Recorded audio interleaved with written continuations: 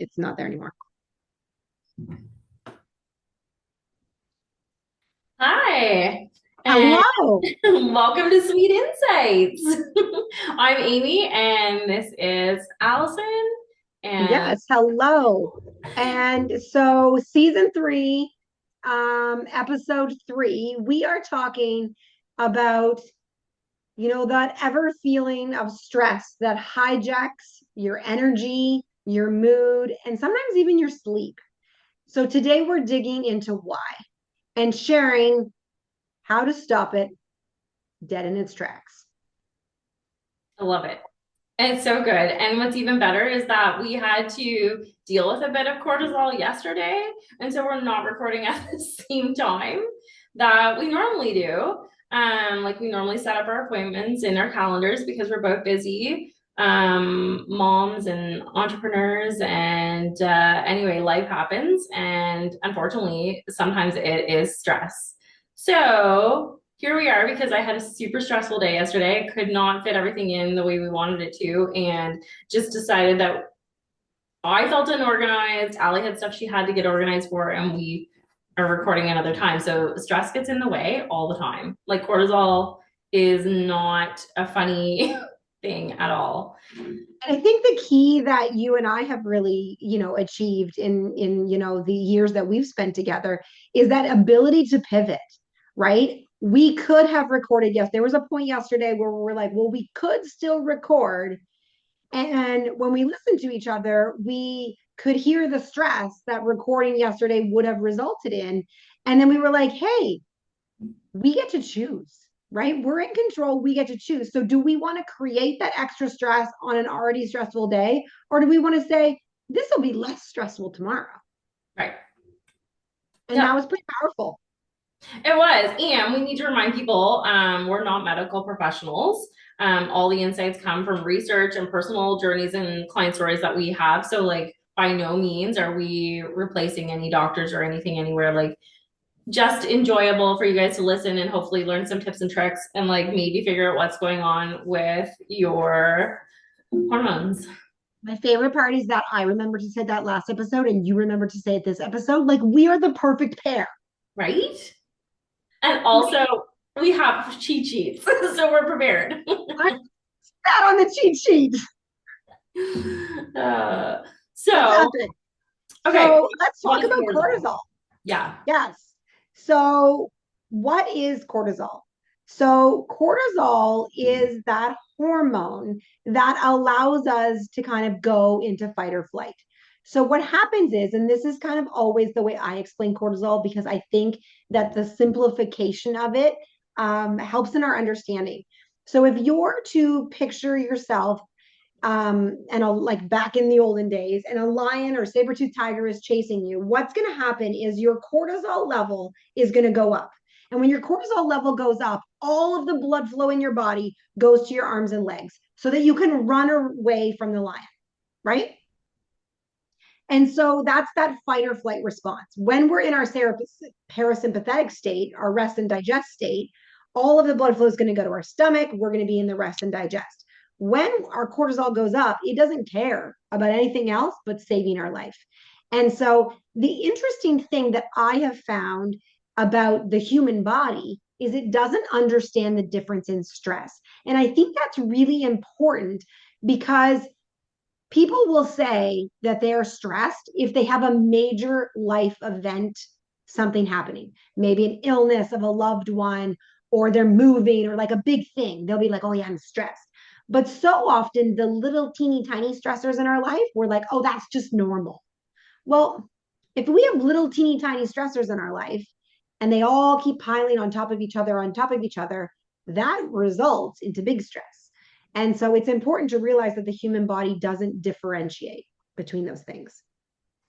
Right. So it becomes a problem, obviously, when it builds up. So chronic stress equals consistently elevated cortisol, which disrupts the body's balance. So when it spikes and when it goes up, sometimes you can feel that, like depending on how far into the stress and high cortisol you are, you can feel that spike when you get stressed out. And sometimes for some people, it's like an instant wave, like me, like it's an instant wave of heat and I don't know, like I can feel like going to the top of my body and I can feel that I am stressed out. And it's kind of like when you're driving and all of a sudden somebody walks up in front of you or like cuts you off and you can feel that instant, like, I don't know, like you feel the stress kind of come over you. You feel like maybe a little bit of the shock.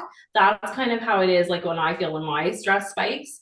So there's chronic stress. Long-term And impact. some people will even say, like I know a lot of moms say this, is that like when the stress piles up, your patience is less. So you might snap at somebody. And a lot of times it's someone that you love that you'll snap at, or you'll yell more or whatever. It's like that fuse has become less.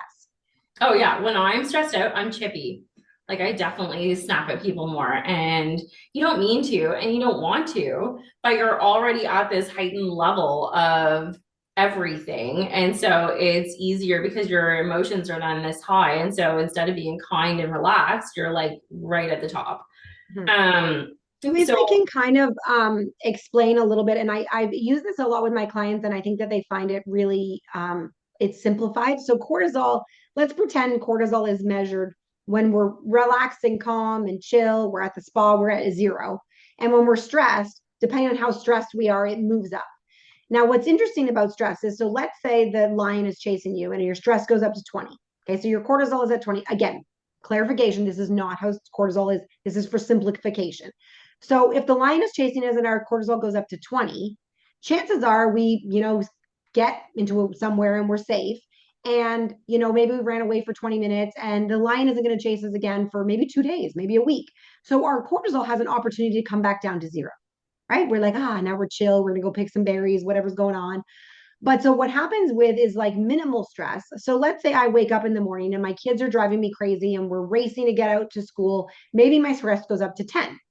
And then now I'm, racing the kids to school. I'm racing to work and I work in an office job and I get there and I'm drowning in emails and emails are a trigger for me. And so it's just the amount of work that's facing me brings me up to a 20. And then, maybe my boss comes in and says something that isn't flavorable. And then I'm like, oh, now my stress is a little bit higher. And then maybe it comes down a little bit, but before it comes all the way back down to zero, it comes back up again. And right. so envision that over a lifetime. So if perimenopause happens at 40 or 50 years old or whenever it's going to happen for you, you've got a lifetime of all these little micro stresses. So what happens is over a period of time, your cortisol never comes back down to zero. It maybe the new zero becomes 50. So then we start to see things like when we exercise causes our cortisol to go up. And so it can be really therapeutic for our minds and all of that. But if we give our body exercise and we were at a zero when we were 20 and we do exercise and it goes up to a 20, great. Everything's honky dory. But if we're new zero is a 50 and we're doing that same exercise we did when we were 20, now we're going up to 70 on our cortisol. So we're not going to see those same results.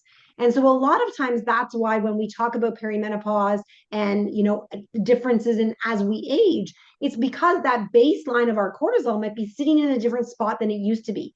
So different exercises might be the better solution.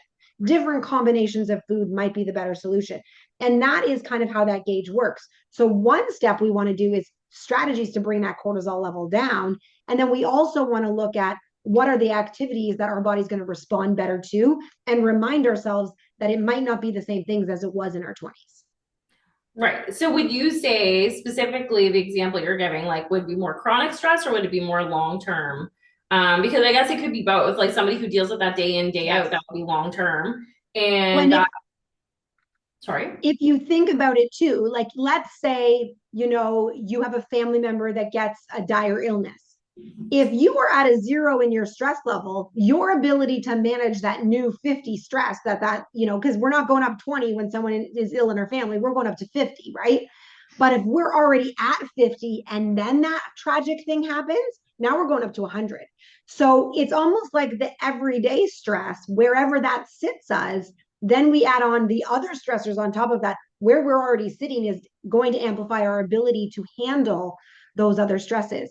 And we have an illusion as women, I believe, that we can handle all of the stresses. And we do because we we make all the choices and we take care of all the people and we do all the things, but at the expense of ourselves, because we're then running. And I was there myself when I worked at my corporate job and I was trying to manage all the buckets and the buckets were falling, and I was not being kind to myself. My negative self-talk was horrific. My stress levels were through the roof, that one day when I couldn't close the freezer to put some gluten-free bread in it, I dropped an F-bomb on my 3-year-old. And that was the big moment for me when I realized this is not okay. I need to back off and do something. And for me, that resulted in me going on stress leave. And luckily, financially, that was an option, but it's not an option for everyone. So we need to figure out a way. How do we remove the guilt from women, remove the exasperated, extreme expectations we put on ourselves as women to do all the things and do them all in such a way that isn't really fair to ourselves? And we wouldn't put that same expectation on our best friend. Absolutely. And what this all causes is fatigue on our adrenals. So that is a problem in itself. And then, of course, it's a ripple effect on the hormones like estrogen, heightened imbalance during perimenopause, progesterone, reduced calm, and testosterone, low energy and low libido. So, basically, I think you kind of tied it all in. Your cortisol basically goes in overdrive. Mm-hmm. And your blood sugar levels will change, like all of it. Like you're all just blah. Yes. It's just bad. And it just becomes impossible to relax. So, some ways that stress shows up in your body. Basically, symptoms of prolonged high cortisol. So we mentioned fatigue and burnout. So waking up exhausted. It doesn't matter how much sleep you get. I know that there's times that I feel like I could go to bed at 9 or 10, which is really early for me. And then I'll still wake up at like 7 or 8 and I'll feel exhausted. And I'm getting more than the recommended amount of sleep. But I just feel tired throughout the day and I feel like I get sluggish around afternoon, after lunch, like that happens too. But when I am taking care of my cortisol, keeping my levels low, keeping my stress down, I feel more energized. And then sometimes at night, I can't go to sleep because I just have so much energy from the day because I haven't done anything I've managed my stress, or maybe I just need to go for a walk and things like that. But the point is, I feel so much better. And sometimes, to your point, like sometimes even when your cortisol is high, you can't fall asleep, right? Like you not Yeah. only are waking up tired, but like you're just in overdrive, and you try to close your eyes at night, and you're not able to shut that off because you're so stressed. Well, and the anxiety and the anxiousness that you feel sometimes, like that's another thing, like, and that's part of it too, like sleep disturbances, trouble falling asleep, staying awake, waking up too early. Like I often, when I'm burnt out for the day, like I fall asleep on the couch, I'm just done. Mhm. And sometimes I'm so tired, like when I've had a really stressful day or week, and I will just be like, I'm staying on the couch because I can't even open my eyes to feel like I can get up to go to bed. Like I'll just stay there, get as much good sleep as I can. So that way, any anxiety or anything like that from my stress doesn't keep me up. Like I'll kind of get as much as I can. Not that that's good, but it's just sometimes you're in fight or flight. And I'm like, just like, I just need to like stay here and relax a bit. Um, a big one for everyone is weight gain around the belly. Cortisol encourages fat storage, particularly visceral fat. And I know that that's the first place when I am stressed, I see it around my stomach. And it's terrible because no matter how much I work out, because that puts my cortisol up, I am not actually losing weight because of my situation and my circumstances. It's my cortisol and it's keeping that fat there, unfortunately. It really goes to that, that the Yep. philosophy that was like ingrained in us when we were younger: eat less, exercise more, eat less, exercise more. That's not going to be the solution, right? You tried that, Yep. and saw firsthand that that was not going to give you the results you wanted. That's right. And so many friends are like, oh, this is all you have to do. Stay within your calories, count your macros, exercise more, be consistent. I definitely agree with those things. But for me specifically, it wasn't working because I need to solve the problem first so that I can get back to having a normal routine and be consistent. It's Um, funny because I sometimes have this like giggle in my head when I look at like now that I'm in my 40s and I'm experiencing these things that weren't problems for me before, I sometimes look at people in their 30s and I'm like, oh, like I don't think I appreciated my 30s enough. Like I didn't appreciate like those moments and like how those things work. And when I hear people in their 30s talking about like these are the strategies I use and they're working and da da da, and I'm like, oh, like I'm so happy for you. But I'm like, wait for it because it's gonna change. Right? I know we really didn't appreciate that time as much as we should have. And I hope to give to my daughter like that advice and like enjoy it because we say enjoy your 20s. You can eat whatever you want. You go to Wendy's 5 times a day if you need to. Like it's fine. In your 30s, you can't do that. But that now I'm like in your 40s, there's so much you can't do. So There's enjoy that your other 30s. leg. Right? I know. So another thing we've talked about time on and off again, brain fog and forgetfulness. We've experienced it firsthand with Ali. Um, it's so hard to I'm recall. sure we will see it again. I'm Well, sure many, many times I will be a loss for words because I am having the brain fog. it's so hard to recall things, and sometimes I find that our memories, there's so much of your memory, you're like, oh, I can recall grade two like it was yesterday, but then I cannot remember the conversation I just had with someone about this important thing that obviously wasn't that important because I don't even know what it is, Mhm. and it was yesterday, right? Like it doesn't make sense. So, And I uh, find frequently when we're talking, because since we're talking about my forgetfulness, like we like to, but I frequently find myself wondering when we talk what our age difference is. These times, and I know our age difference. And if I looked in your patient chart, it would tell me. But I always find myself, I'm like, are we 2 years apart? Are we different? Like, what is our age difference, Amy? our age difference, I think, is only a year apart, I think. Okay. No, oh, it's gonna be 2 years because your birthday's coming up, Next Friday. right? So yeah, it's My not far, dogs are selling. Can you hear my dogs barking? I said next Friday and they all started barking and celebrating. I think they're singing to me. right? I think so. They're saying, "Give me cake." That's amazing. um, so, and then I guess yeah, along with our brain fog, forgetfulness, cravings for sugar, salty foods. Now everybody has this, like whether you're 15 or 40, it doesn't matter. Like we get cravings for things, but the cortisol affects our blood sugar regulation and appetite. So the things we have make a big difference on when we eat them. So I am curious, and this is like a random thought, but I'm curious that when we're in perimenopause, do our cravings for salt and sugar switch? I don't know. That's a good I question. just, I don't know. I just feel like for me, I never crave sugar. And I wouldn't say that I overly crave sugar now, but there are times where I'm more interested in it than ever before. So I just kind of, because I'm a salty person, I love potato chips. But yeah, like I appreciate sugar in a different way than I used to. So I'm curious if other people do too. So and I'm also thinking too that I think that some of your cravings are holiday driven, and I'll tell you why.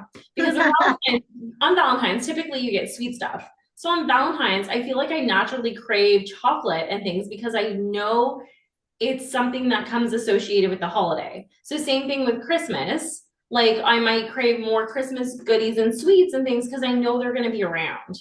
Well, and so here's the thing. So sugar is a very interesting food because sugar is not necessarily inflammatory.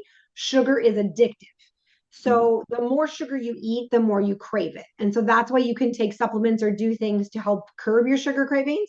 So right now in January, a lot of people indulged at Christmas. So in January, they will crave sugar more. I was speaking more like generically that like, Right. you know, I just noticed that I'm more appreciative of sugar. Do I have cravings more post Christmas? Absolutely, everyone does. And that's why some weight loss clients come out of the woodworks in January because they can't stop eating the sugar. But I just find I'm in a space now where like I'm like, oh, like I could go for a sweet treat. But like I would say that like 8 months ago, like I would say like as I kind of started Right. perimenopause, like I was like, oh, like that sounds yummy. So not necessarily Christmas related, but I totally know what you're talking about because you also can think about when something sits out, like one of the strategies in eating and having cravings is to not leave the things sitting out, right? Like if you're trying to avoid carbohydrates and bread, you don't leave your bread sitting out because you can see the bread, smell the bread, think of the bread. And the reason why we know this is put a lemon on your counter, cut a lemon, and you naturally will have like a little bit of extra saliva in your mouth. Already doing it. Just you saying it, it is already happening. Exactly, exactly. So yeah, so regardless, and yes, and I knew what you meant. I guess I was just saying, like, I don't know, for me, I'm a salty person. So I don't crave sweets typically anyway, but there are And she certain owns a times candy store. I Let's am be a clear. candy store. Yeah, And no, maybe I that's how you own a candy store, because someone who is a sugar yeah, lover probably couldn't own a candy store right. I don't go because in they and would, eat all the candy. yeah, they would hinder their own business. Yeah, I mean, I definitely taste tested people, so like it is good and tasty and it's fresh, like the freshest. But yeah, like I just typically crave salty things. So I can't really relate other than like there are certain times a year that I crave sweetness. So I don't know that anything would flip-flop or not, I guess, but hard to say. Like, because all my friends are 50-50 split. Like they're Mm-hmm. either sugar or sweet, and there's no rhyme or reason because we're all like a lot of my friends are the same age. So I don't know. And we're not all going through the same part of perimenopause or that journey or even in that right now. So who knows? We should And do a poll. lastly, yeah, we should. We should throw a That'd be poll fun. up. Lastly, mood swings and irritability. I think we We should already ask dealing. husbands about that. I know. I just like I'm dealing with so many mood swings and irritability. Like this week has been like up and down with my kids. We have exams, we have cheer comps. Like in general, there was a lot going on in this house. And I like to say that I'm very neutral, but I feel like this week in general, I've been from here to here. And like there's no rhyme or reason. I mean, there certainly is, but I feel like there's not, like, for me, I should just be very consistent. But it has been like a roller coaster here. So heightened There are emotional points sensitivity in is life. There are points in life, and I don't know how many people on here who listening to us are married, but there are points in life where I'm like, I wish I was a man, in the sense that like you don't get a menstrual cycle, you don't have to deal with this and that and the other thing. But there's a couple things in life where I'm like, I'm so glad I'm not a man, is dealing with my emotional irregularity, my PMS, when like you don't know it's coming. Though I think Craig should put it on the calendar. And when he used to be like, "Are you PMSing?" or like whatever, I was like, "Dude, put it on your calendar so you know that I'm going to be evil for a day, and just be extra kind to me. Like, don't be like, look at me like I'm an alien and you don't know what's wrong. Like, we've been married for 20 years. Like, it should be on the calendar. You should know that I'm going to be a gong show for 24 hours or the night before or whatever. And then I'm going to be sweet as pie again. You know, figure it out." The other thing though is that like I don't know that I would want to have been on the other end of like birth. Like I was happy that I was the birther. I don't think I wanted to be the birthee. Is that, if that's what a thing, if that's what you call them? Like I don't want to be the person watching the person in pain. no, that doesn't sound So, fun. but Um, otherwise, I'd like to trade some of the male female kind of things. Fair. Yeah. So let's talk about how can we break some of the stress hormone cycle? Because after all of that, I feel like we need to have some things that we can do to kind of tone it down a little and get back to normal. Yeah. So do you want some strategies that I use with my clients? I do. All right. So, one of the things that like anyone who's worked with me knows that I am not a coach who promotes meditation. Not that I think meditation is bad, it's because I can't do it. And so I haven't mastered that part of my coaching yet. And so I know a lot of coaches that that's their first thing to do. And when I was in adrenal fatigue, I was told, you need to meditate. You need to meditate. And to me, that meant I needed to like buy a pillow or like light a candle or sit a certain way. And then all these racing thoughts came in my head, and I was like, I'm supposed to quiet my mind and I can't. And then that create more stress for me. So what I like to teach is what I call it, and I think it's the before steps of meditation. So if you can meditate, kudos to you. I cannot yet.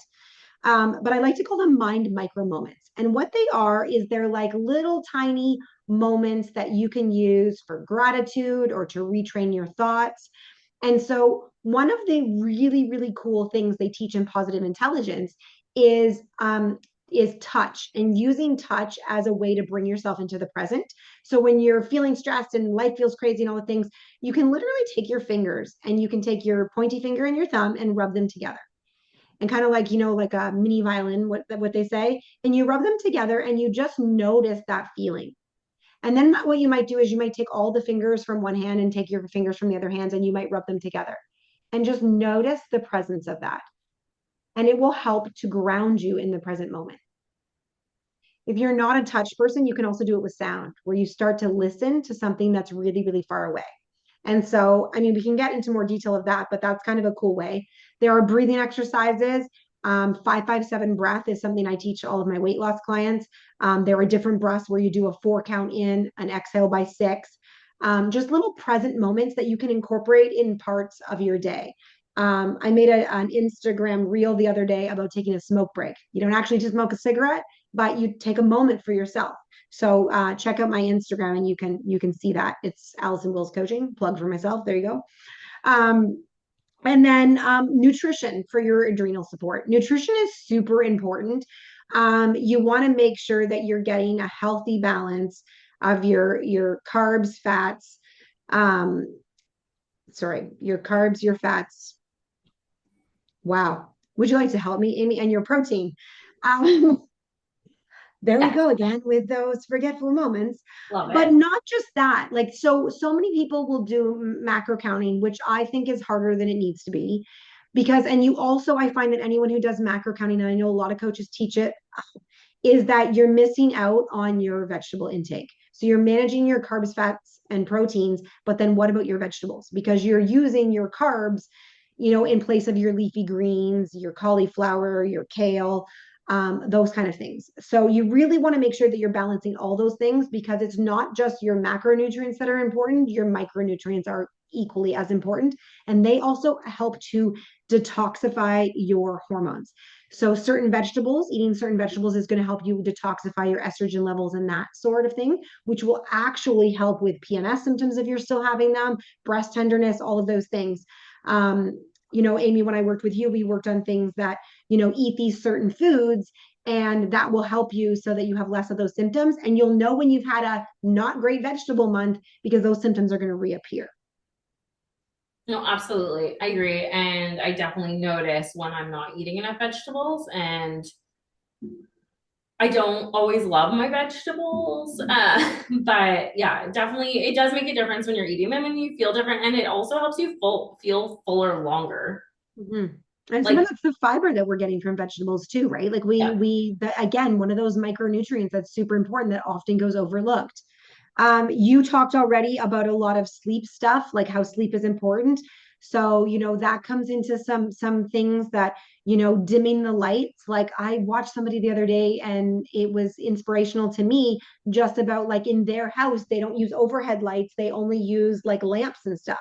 And you got those cool lamps that like shoot on your plants now and all the different things that Amazon sells. Not that I'm telling you need to go and buy anything, but like maybe that couple hours before bed, maybe you're lighting a candle and giving your body that opportunity to kind of cool down by turning off some of those overhead lighting, to kind of set that mood, because our sun sets that circadian rhythm that tells um, um, what's that drug that your body naturally produces that makes you go to sleep? Melatonin. Thank you.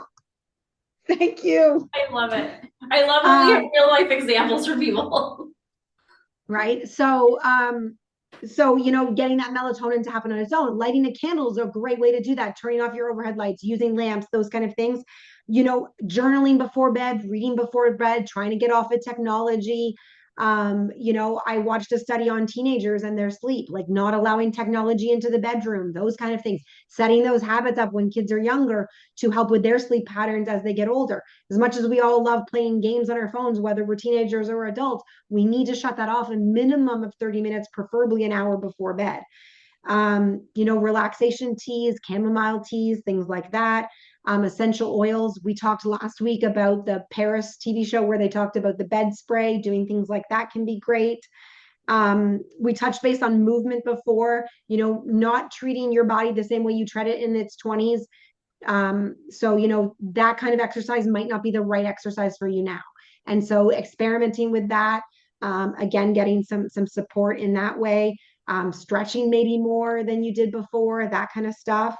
And the number one thing that I will say, especially for moms and women's in this busy day in life where we're attached to our cell phones and all those things, it's delegating and setting boundaries. Learning to say no. and that sometimes a yes to someone else is a no to ourselves. Right. Look at our great example that we shared at the beginning of today's episode, where we talked about how we acknowledged our stress level yesterday and said, it's a no to the episode today. Let's do it tomorrow because that's going to be better for us. And, that's just such a great example. Absolutely. And I know we're a little pressed on time today for this episode, and I apologize. That's because of me because we were trying to fit into my schedule today because we rebooked. Do you So want to give us our sweet takeaways? yeah, I do. So and I think we kind of shared a few stories today anyway. So I feel like we've given a lot of listeners some things to think on. So some actionable steps. So take 5 minutes today to practice a calming micro moment, like breathing or grounding techniques. Add one cortisol-friendly food to your diet, leafy greens or a handful of almonds. I prefer the almonds. I mean, you do you. Adjust your evening routine. So dim some lights, add calming scents, or take a warm bath. Again, warm bath is my preference. Love it. I throw a candle on, and it's nice and calming. You could go for a walk, mindful walk outside and focus on the sounds and sights around you, maybe listening in the distance, see if there's something you can focus on. And then look at your to-do list and identify one thing that you can delegate or drop this week. Definitely needs work on that next week myself, I think. Awesome. I love that. And so, if stress is something that is a thing in your life and that you do want help on it, I do have multiple different coaching programs that I offer. If you're looking to work with a coach, I highly recommend it. But right now, I have a beta program that is a year-long coaching program. You get messages emailed to you regularly. You get access to a website where it's a private members group that you get messages in weekly for weekly things to focus on. And you get a once a month coaching call with me. There's two different options. There's one that comes with a 5 hour timeline therapy breakthrough and one that doesn't. Both of these programs are on sale until Friday, January 31st.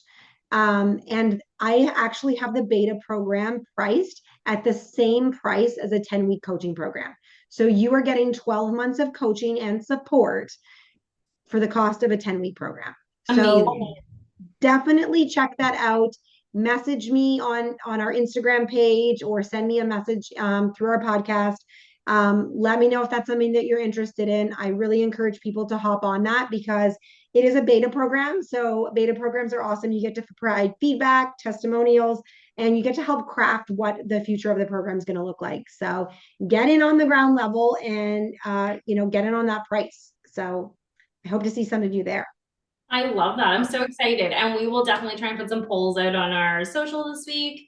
So we can't wait to talk to you guys again next episode. Awesome. Thanks, Amy. Thanks. Bye. Bye, everyone.